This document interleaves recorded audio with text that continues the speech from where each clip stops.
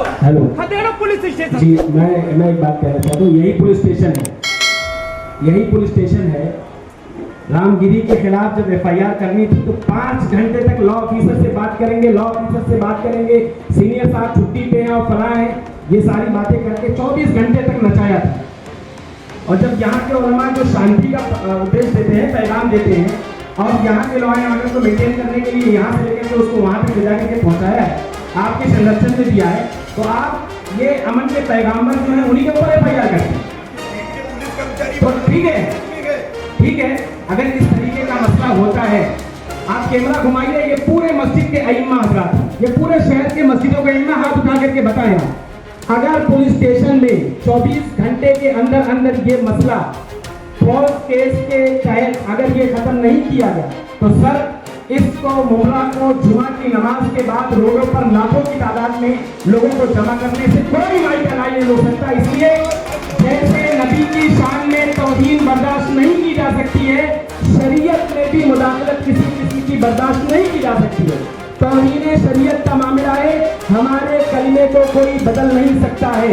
मैं उसका एग्जाम्पल कल पुलिस स्टेशन में सीरियस बिल्कुल देकर के आया हूँ दौड़े साहब के सामने, लेकिन दौड़े साहब ने सीरियसनेस को उसको समझा नहीं। मैंने कहा था साहब, आपकी गीता हो, आपकी महाभारत हो, उसकी किसी लाइन के साथ अगर मैं छेड़छाड़ कर दूं, आपको कैसा लगेगा या आपके धर्मगुरु उसको कितना सीरियस लेंगे, आप बता दीजिए। ये लॉ एंड ऑर्डर का सीरियस मसला है। अगर डिपार्टमेंट को ये लगता है कि ये सीरियस नहीं है तो आप जुमा तक इंतजार कीजिए, शहर का लॉ एंड ऑर्डर जो भी होगा, सर आपसे हम कहते हैं ऊपर तक बात पहुंचा दीजिए कि इतने उलमा जो मस्जिदों से ऐलान करेंगे, कोई खामोश इंशाअल्लाह नहीं बैठने वाला है। इसलिए ये मसला बहुत सीरियस था। जिस तरीके से रामगिरी के केस में पूरे महाराष्ट्र के अंदर अलग अलग जगहों पर 60 के करीब एफआईआर हुए थे, ये नाहजार के खिलाफ भी हम एफआईआर करवा रहे हैं पूरे महाराष्ट्र के अंदर, बल्कि पूरे मुल्क के अंदर। और वो जहां कहीं भी छुपा हुआ है, ये बताया गया कि ये पलावा में जाकर के अपने दामाद के यहाँ, खूनी पलावा में जाकर के अपने दामाद के यहाँ छुपा हुआ है।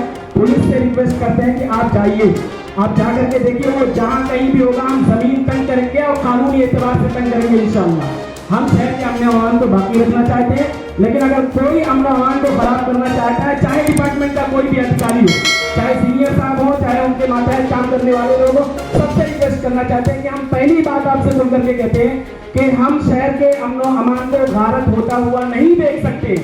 लेकिन अगर आप चाहते हैं कि शहर का अमन अमान बर्बाद हो तो आप 24 घंटे तक आप इंतजार कीजिए, और झूठा जो केस लगाया गया है इस पे आप आगे प्रोसीड कीजिए, हम देखते हैं इंशाअल्लाह। मैं सिर्फ आपसे इतना ही कहूँगा